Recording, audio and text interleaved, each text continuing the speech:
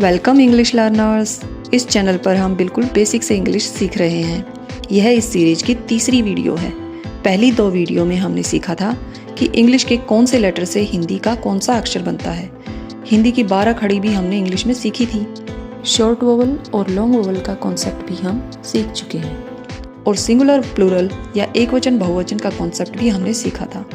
पिछली वीडियो में हमने सीखा कि फिश, शीप ऐसे वर्ड्स हैं जिनका सिंगुलर और प्लूरल रूप एक जैसा ही होता है। इसके अलावा हमने ऐसे इंग्लिश वर्ड सीखे जो दिखने में तो सिंगुलर लगते हैं पर वास्तव में प्लूरल होते हैं, जैसे कि कैटल। चलिए अब आगे बढ़ते हैं। आज हम सीखेंगे आर्टिकल्स।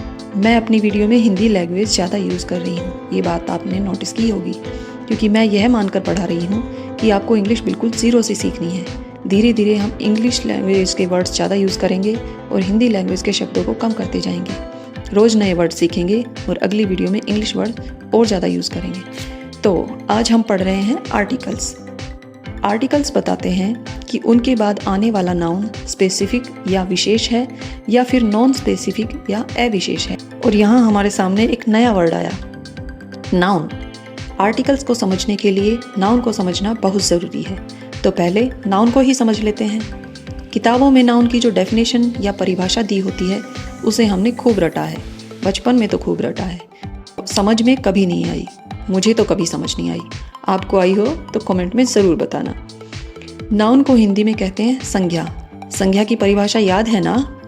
किसी व्यक्ति, वस्तु, स्थान या भाव आदि के नाम को संज्ञा कहते हैं। ये तो मुझे भी रटी हुई है। आपको याद हो तो बताना ज़रूर। तो आज हम नाउन या संज्ञा की डेफिनेशन या परिभाषा को समझते हैं, रटते नहीं। कोई भी आदमी, औरत, कोई चीज़, कोई भावना, जिसका भी नाम है वह संज्ञा है। नाउन का अर्थ आप नेम से समझिए। जिसका कुछ नाम है वही संज्ञा है। जैसे कि मेरे पास अभी phone, table, pen, notebook, paper board, दीवार, ये सब दिख रहा है। ये सब नाउन है। तो नाउन या संज्ञा का मतलब है नाम। तो अब आर्टिकल के लिए हमें नाउन के कुछ प्रकार के बारे में भी पढ़ना होगा। हम नाउन को डिटेल में किसी दूसरी वीडियो में सीखेंगे। यहाँ हम नाउन के केवल 2 टाइप्स पढ़ रहे हैं जो आर्टिकल्स को समझने के लिए ज़रूरी है। नाउन के जो प्रकार हम इस वीडियो में पढ़ेंगे वो हैं काउंटेबल नाउन और अनकाउंटेबल नाउन। काउंटेबल नाउन या गणनीय संज्ञा, या जिसे काउंट या गिना जा सकता है, जैसे 1 पेन, 3 टेबल, 2 ग्लास आदि। और अनकाउंटेबल नाउन जिसे गिना नहीं जा सकता उसे अनकाउंटेबल नाउन कहते हैं, जैसे बिजली, पानी, लकड़ी आदि। हम कभी नहीं कहते 2 पानी, 4 बिजली, तो ये अनकाउंटेबल नाउन है। काउंटेबल नाउन के भी 2 प्रकार होते हैं, सिंगुलर नाउन, प्लूरल नाउन, जो कि हमने पिछली वीडियो में पढ़े थे। काउंटेबल नाउन का ही सिंगुलर, प्लूरल या नंबर्स चेंज कर सकते हैं। अनकाउंटेबल नाउन्स का प्लूरल नहीं बनता। यदि हम अनकाउंटेबल नाउन के साथ एस लगा भी देते हैं तो या तो यह वर्ड ही गलत हो जाएगा या फिर इसका अर्थ या मीनिंग ही बदल जाएगा। For example would. वुड एक अनकाउंटेबल नाउन है जिसका अर्थ है लकड़ी। यदि हम इसके साथ एस लगा देंगे तो यह बन जाएगा वुड्स, पर अब इसका मतलब लकड़ियाँ नहीं है। अब इसका मतलब हो जाएगा जंगल। जंगल, वन या फॉरेस्ट। इसका एक एग्जाम्पल है he went into the woods. इस सेंटेंस का अर्थ हुआ वह जंगल में गया।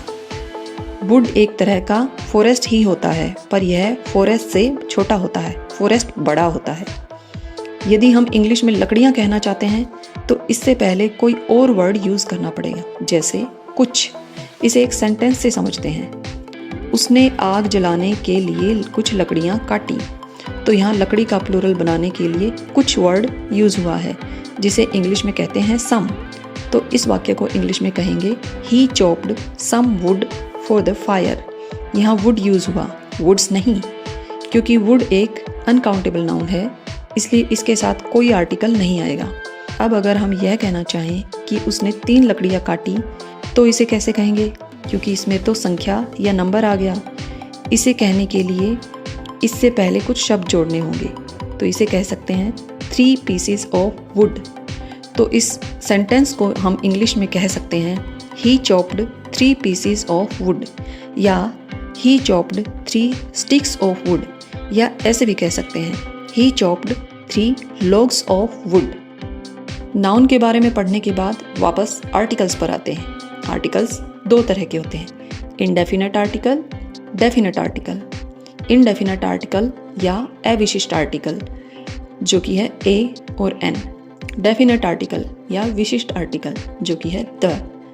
पहले हम पढ़ते हैं इंडेफिनेट या नॉन स्पेसिफिक या अविशिष्ट आर्टिकल। जैसे कि नाम से ही पता चल रहा है, ये आर्टिकल किसी विशेष वस्तु को नहीं दिखाते। ए और एन दोनों का ही अर्थ होता है एक, और अर्थ एक है तो ये दोनों सिंगुलर नाउन के साथ ही यूज़ होंगे। तो इससे हमें समझ आया कि ए और एन दोनों ही सिंगुलर काउंटेबल नाउन के साथ यूज़ होते हैं। अब ए को कब यूज़ करना है और एन को कहाँ यूज़ करना है, ये कैसे पता चलेगा? यहाँ वो कॉन्सेप्ट काम आएगा जो हमने पहली वीडियो में सीखा था। उस वीडियो में हमने वोवल और कॉन्सोनेंट का कॉन्सेप्ट सीखा था। वोवल यानी स्वर और कॉन्सोनेंट यानी व्यंजन। ये बात बहुत अच्छे से समझ लीजिए कि वोवल साउंड से पहले एन का यूज़ होता है और कॉन्सोनेंट साउंड से पहले ए का यूज़ होता है। आर्टिकल्स कभी स्पेलिंग के हिसाब से यूज नहीं होते, बल्कि साउंड या आवाज़ के हिसाब से यूज़ होते हैं। तो वर्ड्स को बोल कर देखिए। जिस वर्ड के साथ आर्टिकल यूज़ करना है उस वर्ड को बोल कर देखिए। अगर बोलने में स्वर की आवाज़ आ रही है तो एन यूज़ होगा, और व्यंजन की आवाज़ आ रही है तो ए का यूज़ होगा। स्वर कौन से होते हैं ये तो जानते होंगे ना आप। चलो फिर से रिवाइज कर लेते हैं। हिंदी के स्वर हैं ए, आ, ई, उ, ए, ऐ, ओ, औ। आप वर्ड को बोल कर देखिए। अगर वर्ड के शुरू में इन हिंदी स्वरों में से किसी की भी आवाज़ आ रही है तो एन यूज़ होगा। किसी व्यंजन की आवाज़ आ रही है तो ए यूज़ होगा। उदाहरण से हम अच्छे से समझ पाएंगे। जैसे कि एक वर्ड है कैट, CAT, कैट। इसे हम बोलते हैं कै की आवाज़ सबसे पहले आ रही है। कै एक व्यंजन या कॉन्सोनेंट है तो इससे पहले ए यूज़ होगा। दूसरा वर्ड देखते हैं बुक। इसमें बै की आवाज़ सबसे पहले आ रही है और बै भी एक व्यंजन है तो इससे पहले भी ए ही यूज़ होगा। अगला वर्ड है ऑरेंज। इसे बोलते हैं तो ओ की आवाज़ सबसे पहले आती है तो इससे पहले एन लगेगा। आइए और वर्ड्स के साथ प्रैक्टिस करते हैं। फोक्स एक व्यंजन है, एफ से शुरू हो रहा है, फै की आवाज़ आ रही है तो इससे पहले ए यूज़ होगा। फोक्स का अर्थ होता है लोमड़ी। कुछ एग्जाम्पल्स और देख लेते हैं, जैसे कि bus, box, lamp, kite, jug, monkey, pot, dog, bag, hammer. इन सभी वर्ड्स को बोलते समय सबसे पहले व्यंजनों की आवाज़ आ रही है, इसलिए इन सब वर्ड से पहले ए यूज़ होगा। लेकिन ए बस, ए बॉक्स ऐसे नहीं बोलेंगे, ए अ की तरह बोला जाएगा। अ bus, a box.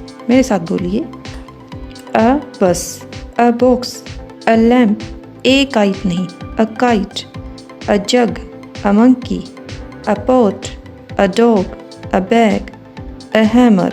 In examples में हमने देखा कि ए की साउंड अ रही है। ए को हम अलग अलग तरह से प्रोनाउंस कर सकते हैं। प्रोनाउंस यानी उच्चारण, यानी बोलना। ए को हम कह सकते हैं अ, ए या अए। एग्जाम्पल्स देखते हैं, जैसे कि मैं एक दुकान पर हूँ और मुझे कोल्ड ड्रिंक खरीदनी है और मुझे कहना है कि मुझे एक कोल्ड ड्रिंक देंगे प्लीज़। तो इसे इंग्लिश में कहेंगे could I have a cold drink please, could I have a cold drink please. तो हैव के बाद ए की साउंड आई, ए नहीं बोला, हैव ए कोल्ड ड्रिंक नहीं, have a cold drink. Could I have a cold drink please. मेरे साथ बोलिए, could I have a cold drink please, could I have a cold drink please. लेकिन दुकानदार ने सुना नहीं और उसने मुझे 2 कोल्ड ड्रिंक्स दे दी। मैंने एक मांगी थी और उसने 2 दे दी। तो अब हम जोर देकर कहेंगे ना कि एक कही थी भाई, एक, 2 नहीं, एक। तो इसे कैसे कहेंगे? इसे हम ऐसे बोलते हैं, मैंने कहा एक cold drink, I asked for a cold drink. I asked for a cold drink नहीं होगा, अब होगा I asked for a cold drink. अब हम इसे जोर देकर कह रहे हैं। अब ए पर हमने जोर दिया है तो इसे हम ए या आए दोनों ही कह सकते हैं। I ask for a cold drink या I ask for a cold drink. Normal sentence में हम अ कहेंगे, जैसे कि this is a boy, I have a cat. और जब जोर देकर कहना हो तो ए कहेंगे, जैसे कि इस एग्जांपल में था। एक और सिचुएशन देखते हैं जहां हम ए को ए प्रोनाउंस करेंगे। जब हम कुछ सोचते हुए बोलते हैं तब इसे ए प्रोनाउंस करेंगे। जैसे कि मैं एक रेस्टोरेंट में हूँ और वेटर मुझसे पूछता है आप क्या लेंगे, तो मैं सोच रही हूँ मैं चाय लूँ या कॉफ़ी। तो मैं सोचते हुए ही कह रही हूँ I will have a coffee, I will have a coffee. तो यहाँ पर ए को थोड़ा लंबा खींच दिया गया। ए और ए की मिक्स साउंड है, I will have a coffee. अब कुछ और वर्ड्स पढ़ लेते हैं, जैसे कि एप्पल, एलिफेंट, इग्लू, अम्ब्रेला, एरोप्लेन, इंजन, एग्स। इन सब वर्ड्स को बोलते हैं तो सबसे पहले हिंदी स्वरों की साउंड आती है, इसलिए इन सबसे पहले एन यूज़ होगा।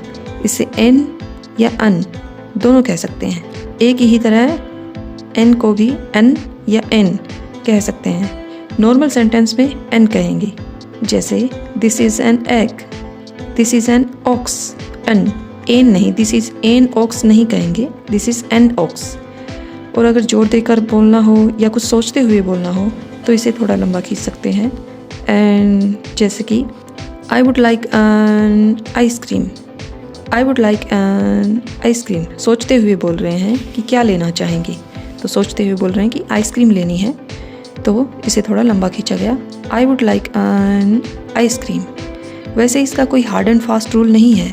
प्रोनाउंसिएशन बेहतर करने के लिए आप ए को ए कहें और एन को अन। अब कुछ और एग्जांपल्स देखते हैं जिनमें यह समझ में नहीं आता कि ए यूज़ होगा या एन। जैसे कि ऑनर, इस वर्ड को प्रोनाउंस करेंगे ऑनर। यह वर्ड एच से शुरू हो रहा है और एच एक कॉन्सोनेंट है, लेकिन हमें कॉन्सोनेंट नहीं, कॉन्सोनेंट साउंड को देखना है। वर्ड की साउंड के हिसाब से ही आर्टिकल यूज़ होगा।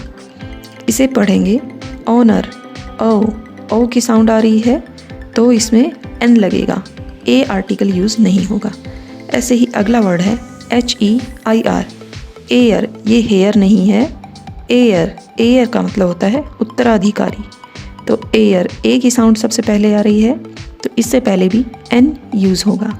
अगला एग्जाम्पल है MBA, यह एक डिग्री है।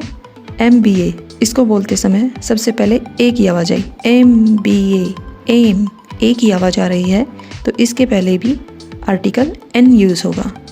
अगला वर्ड है यूनिवर्सिटी, इसमें यूनिवर्सिटी, इस वर्ड में यू जो कि एक वोवल है, वोवल से शुरू हो रहा है लेकिन साउंड यू की आ रही है। यू में भी सबसे पहले ये की आवाज़ आई, उसके बाद ऊ की आवाज़ आई, तो सबसे पहले व्यंजन की आवाज़ आ रही है, इसलिए इससे पहले ए आर्टिकल यूज़ होगा। अगला वर्ड है आवर, ये भी एच से शुरू हो रहा है लेकिन इसकी आवाज़ आवर, इसको उच्चारण करेंगे आवर, और उच्चारण करते समय आ की आवाज़ आ रही है जो कि एक वोवल है, इसलिए इससे पहले भी एन यूज़ होगा। अगला वर्ड है ऑनरेरी, ऑनरेरी, इसमें भी एच से शुरू है लेकिन आवाज़ ओ की आ रही है, इसलिए एन यूज़ होगा, ए यूज़ नहीं होगा। तो आर्टिकल ए और एन को यूज़ करने के लिए रूल नंबर 1 हमने पढ़ा कि वोवल साउंड से पहले एन यूज़ होता है और कॉन्सोनेंट साउंड से पहले ए यूज़ होता है। इस वीडियो में बस इतना ही। आपको वीडियो से कुछ भी सीखने को मिला हो तो साथियों के साथ शेयर जरूर करें। मिलते हैं अगली वीडियो में। Thanks for watching.